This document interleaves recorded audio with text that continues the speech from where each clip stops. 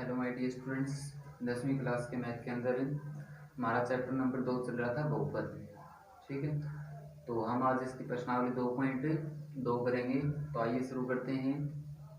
तो स्टूडेंट्स, हमने पिछली वीडियो के अंदर बहुपद के शून्य के बारे में पढ़ा था।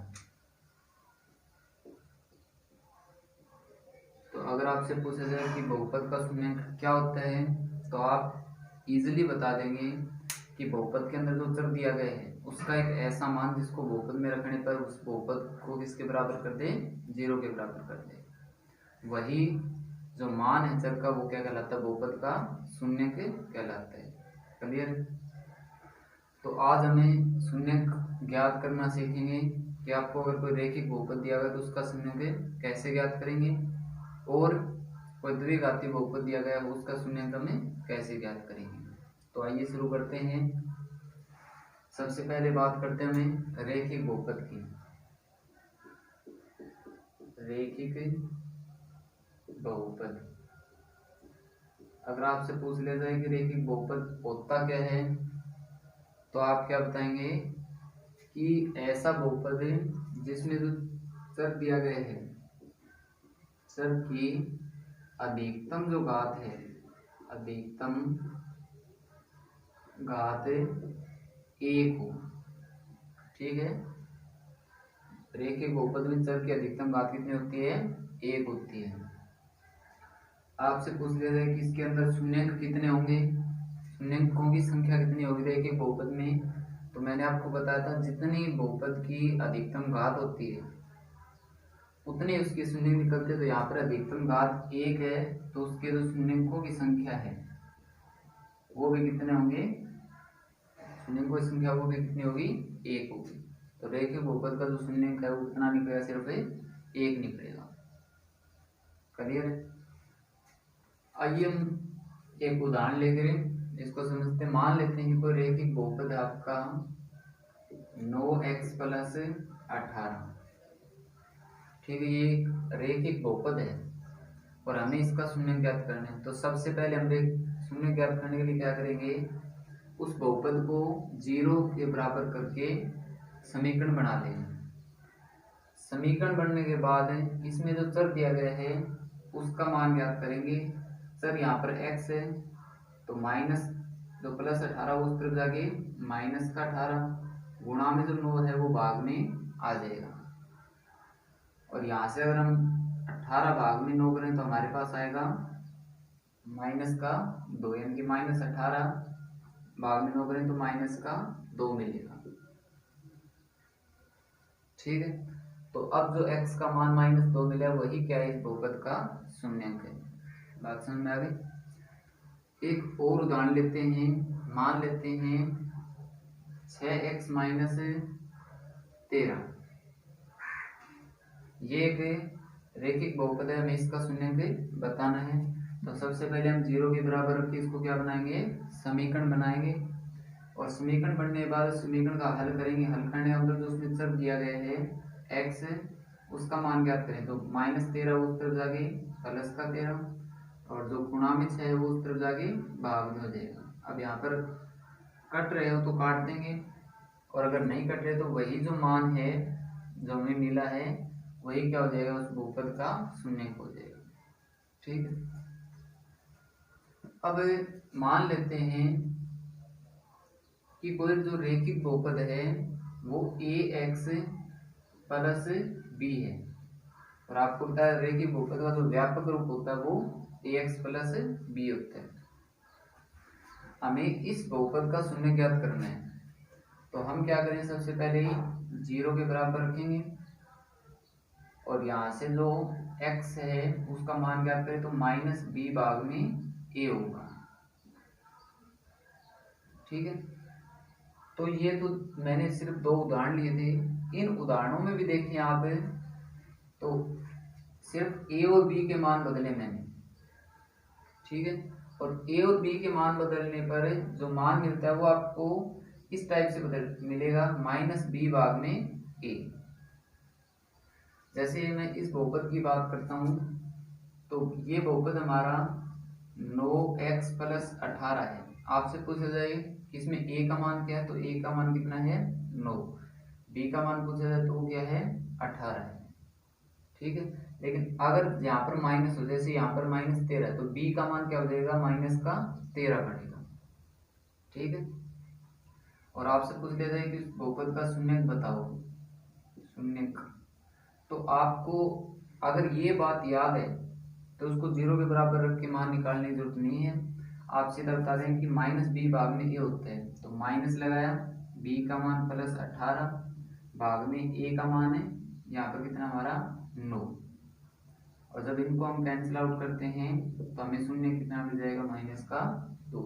यानी कि अगर हमें ये बात याद है तो हम किसी भी रेखीय बहुपद का शून्यक सीधा बता सकते हैं। अगर आपसे पूछ लिया जाए कि 6x - 13 का शून्यक बताओ, तो अगर आपको ये बात याद है तो आप a देखें b देखें, तो जो शून्यक होगा हमारा x वो क्या हो जाएगा, माइनस लगाएंगे और फिर b का मान लिखें, तो b का मान यहाँ पर -13 है, b का मान क्या है -13 और भाग में क्या है a। अब यहाँ पर देखें माइनस और माइनस की गुणा हमेशा क्या होती है प्लस, और भाग में कितना हो जाएगा 6, यही शून्य हमारा यहाँ पर निकलेगा। क्लियर है, तो ये होता है कोई भी रैखिक बहुपद का शून्यक ज्ञात करने का तरीका। और आप याद रखेंगे कि रैखिक जो बहुपद होता है उसमें शून्यक और गुणांकों के बीच क्या संबंध होता है उसको ध्यान रखेंगे, और वो संबंध क्या है, वो ये संबंध है कि जो रैखिक बहुपद होता है उसका जो शून्यक होता है वो किसके बराबर होता है -b भाग में a, और b आपको पता है एक अचर पद होता है, और जो a वो क्या होता है x का गुणांक होता है। तो मैं यहाँ पर लिख देता हूँ, देखिए रैखिक बहुपद में शून्यक व गुणांक के बीच संबंध। ठीक है, और वो संबंध क्या होगा, जो शून्यक होगा आपका वो -b भाग में a होता है। इसके बाद हम बात करें तो b होता है वो अचर पद होता है, और a होता है वो x का गुणांक होता है, x का गुणांक। ठीक है, इस संबंध को आप अच्छी प्रकार याद रखें। क्लियर है, तो ये था आपका रैखिक बहुपद। अब शुरू करते हैं द्विघाती बहुपद। तो जो द्विघाती बहुपद है उसका शून्यक ज्ञात करने के लिए आपको 9th क्लास के अंदर हमने कोई बहुपद दिया गया हो उसके गुणनखंड करने सीखे थे। ठीक है, तो अगर आपको बहुपद के यानी कि द्विघाती बहुपद के गुणनखंड करने आते हैं तो शून्य ज्ञात करना बिल्कुल आसान है।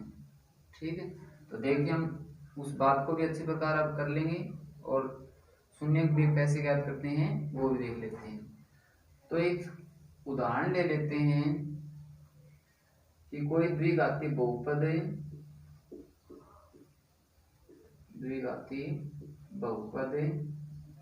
x² प्लस 7x प्लस 10 है। ठीक है, आपको बताया था द्विघाती बहुपद के अंदर चर की अधिकतम घात 2 होती है, तो इसके शून्यक भी कितने होंगे 2 होंगे। और ये मैंने एक उदाहरण लिया है, और उस उदाहरण के द्वारा हम सीखेंगे कि द्विघाती बहुपद का शून्यक को कैसे ज्ञात करते हैं, और फिर उसके बाद द्विघाती बहुपद में जो शून्यक और गुणांक है उनके बीच क्या संबंध होता है वो भी इसके अंदर निकालेंगे। तो देखिए सबसे पहले हम क्या करेंगे, शून्य ज्ञात करने के लिए इस बहुपद को समीकरण बनाएंगे। समीकरण बनाने के लिए मैं इसके बराबर 0 कर देता हूँ, 7x प्लस 10 बराबर 0। ठीक है, और अब देखिए क्या करेंगे, अब हम दो संख्या सोचेंगे जिनकी गुणा तो क्या हो, इनमें जो बीच वाली संख्या है वो हो, यानी कि गुणा तो बीच की संख्या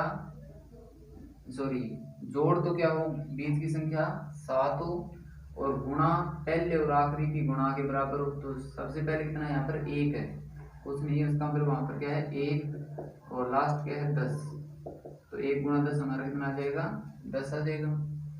अब आपसे पूछ लिया जाए कि ऐसी दो संख्याएं बताओ जिनकी गुणा तो 10 आए, और अगर उन दोनों को जोड़ता हूं तो प्लस का 7 मिले। गुणा 10 आए और जोड़ू तो मैं 7 आए, तो आप आराम से बता देंगे कि 5 और 2 ये दो ऐसी संख्याएं जिनकी गुणा तो 10 आएगी, और अगर दोनों को जोड़ते हैं तो 7 मिलेगा। ठीक है, तो इस प्रकार आपको दो टुकड़े बनाने हैं। अब क्या करेंगे, जो चर आपको दिया गया है वो इनके साथ लगा दीजिए। यहाँ पर x है तो दोनों के साथ x लगा दीजिए, निशान आपका प्लस है तो दोनों प्लस कर दीजिए। और अब जो ये टर्म मिली है आपको, इसको उठा के इस 7x की जगह रख देंगे, इस बीच वाले की जगह। ठीक है, तो देखिए एक्स स्क्वायर प्लस का 5x प्लस 2x प्लस 10 बराबर है 0। अब कई बच्चों को यहाँ पर एक कंफ्यूजन रहता है कि 5 हमने पहले रखे हैं, क्या हम 2 को पहले नहीं रख सकते? ठीक है, तो ये बिल्कुल आसान है कि आपकी मर्जी, आप कौन सा पहले रख सकते हैं। ठीक है, इसमें कोई दिक्कत नहीं है कि हमने 5 पहले रख दिया, 2 पहले रख दिया। अगर हम यहाँ पर 5 पहले रख रहे हैं तो आप पहले 2 भी रख के चल सकते हैं। क्लियर? तो इसमें ये ना सोचे कि कौन सा टुकड़ा संख्या का पहले है कौन सा बाद में, जैसा आपका बने हैं वैसे ही आप इसके बीच में रख दीजिए। अब देखिए आगे क्या हुआ। अब आपको 4 पद दिखाई दे रहे हैं, 1 2 3 4। ठीक है, पहले 2 का एक टुकड़ा बना लीजिए और लास्ट 2 का एक टुकड़ा बना लीजिए। अगर मैं इस टुकड़े में से कोई चीज कॉमन निकालने की बात करूं तो कॉमन देखिए क्या है, संख्याओं की बात करें तो यहाँ पर 1 और यहाँ पर 5 है। ठीक है, तो जो कॉमन निकलने वाली संख्या वो कितनी है, 1 है। अब x की बात की जाए तो x देखिए आपका कॉमन निकलता है, नहीं निकलता है ऐसे, यहाँ पर 2x है, 1x यहाँ पर है, तो 1x कॉमन निकल जाएगा। अंदर क्या रहेगा, यहाँ पर 2x थे, 1x बाहर गया तो 1x रह जाता है, प्लस यहाँ से देखिए x बाहर गया तो क्या रह गया, प्लस का 5, और गुणा में 1 हम लिखते नहीं है, तो ये आपका कॉमन सिर्फ x निकलता है। अब क्या करेंगे, जो ये ब्रैकेट वाली जो पद या व्यंजक है उसको हम क्या करेंगे, एक संख्या आ जाए इतनी जगह छोड़ के इसके सामने दोबारा से लिख देंगे, और वही बराबर आपका 0। अब बात है कि यहाँ पर क्या है, तो उसके लिए क्या देखेंगे आप, यहाँ और यहाँ पर देखिए ऐसी क्या संख्या नजर आ रही है जो आपको यहाँ पर दिखाई दे रही है और यहाँ पर दिखाई नहीं दे रही। तो आप कहेंगे कि यहाँ पर एक तो प्लस और एक 2, ये दो चीज हमें दिखाई नहीं दे रही, तो इसका मतलब है बीच में क्या आ जाएगा, ये प्लस 2 आ जाएगा। अब आगे क्या करेंगे, जो आपको व्यंजक या जो पद आपको 2 बार दिखाई दे रहे हैं x प्लस 5, उसको एक बार लिख लेंगे, यानी कि कॉमन निकाल लेंगे, और पीछे क्या रहेगा, तो यहाँ पर x और यहाँ पर प्लस 2 बराबर क्या है 0। क्लियर इतनी बात? यहाँ तक का जो काम हमने 9th क्लास में अच्छे प्रकार सीखा था। अब सिर्फ एक चीज नहीं है कि इसके बराबर हम 0 रख के चल रहे हैं, तो यहाँ पर हमें और आगे बढ़ना पड़ेगा। तो अब हम जानते हैं कि अगर दो संख्याएं हो और उनकी गुणा 0 के बराबर हो, तो उनमें से कन्फर्म है कि एक 0 के बराबर जरूर होगी, या फिर क्या था दोनों ही 0। ठीक है, लेकिन अब देखकर हम ये नहीं बता सकते कि ये 0 है या ये 0 है, तो हम क्या करेंगे, दोनों को 0 के बराबर रख के देखेंगे। हम इसको भी 0 के बराबर रखेंगे, x प्लस 5 बराबर 0, या फिर हमारा क्या हो सकता है कि x प्लस 2 बराबर 0, ये भी 0 हो सकती है और ये भी 0 हो सकती है। ठीक है, लेकिन अगर दोनों की गुणा 0, तो इनमें से क्लियर है कि एक तो 0 होगी या दोनों भी 0 हो सकती हैं। अब यहाँ से x के मान की बात की जाए तो क्या मिलेगा, -5 मिलेगा। या फिर यहां से अगर हम x के मान की बात करें तो +2 उस तरफ जाए क्या हो जाएगा -2। एक x का मान है ये हो जाता है। अब आपको x के दो मान दिखाई दे रहे हैं, एक तो -5 और एक क्या है -2। यही दो जो आपके सामने मान मिले हैं x के, वही क्या है इस बहुपद के शून्यक है। ठीक है, मैंने आपको बताया था शून्य द्विघाती बहुपद के दो शून्यक होते हैं, तो यहाँ पर दो मान मिले हैं और ये दोनों मान इस बहुपद के क्या हैं शून्यक है। ठीक है, आइए अब देखते हैं शून्यक और गुणांकों के बीच जो संबंध है वो क्या है। तो ये जो काम है आपको अच्छी प्रकार से समझ लेना है, और जैसे जैसे हम प्रैक्टिस करेंगे ये काम बिल्कुल आसान हो जाएगा। तो संबंध की बात करें तो एक चीज देखिए, यहाँ पर मैं अगर दोनों शून्यकों को जोड़ देता हूं कि -5 +-2 शून्यकों को जोड़ करने लग रहा हमें, और -5 और -2 को जोड़ें तो हमारे पास कितना आएगा -7 आएगा। ठीक है, -7 मिला, इसके भाग में मैं 1 भी कर सकता हूँ, क्योंकि किसी भी संख्या के भाग में आप 1 कर सकते हैं। अब यहाँ पर जो गुणांक है आपके 1, तो a का मान हो गया, b का मान 7 और c का मान है 10 है। ठीक है, तो माइनस जो 7 है वो क्या है b है, और 1 क्या है a का मान है। तो संबंध क्या मिलेगा हमें -b भाग में a। तो यानी कि जो द्विघाती बहुपद होता है उसमें जो शून्यकों का योग होगा वो -b भाग में a के बराबर होता है। ठीक है, अब मैं इन दोनों की गुणा करता हूँ, -5 गुणा -2, तो तब दोनों की गुणा करें तो कितना मिलेगा हमें 10 मिलेगा। अब 10 के भाग में हम 1 कर सकते हैं। अब यहाँ पर देखिए जो 10 है वो क्या है c का मान है, और जो 1 है वो क्या है a का मान है। तो जो शून्यकों की गुणा होती है द्विघाती बहुपद में वो c भाग में a होती है। क्लियर है, तो इन दोनों बातों का भी आप अच्छी प्रकार से ध्यान रखेंगे।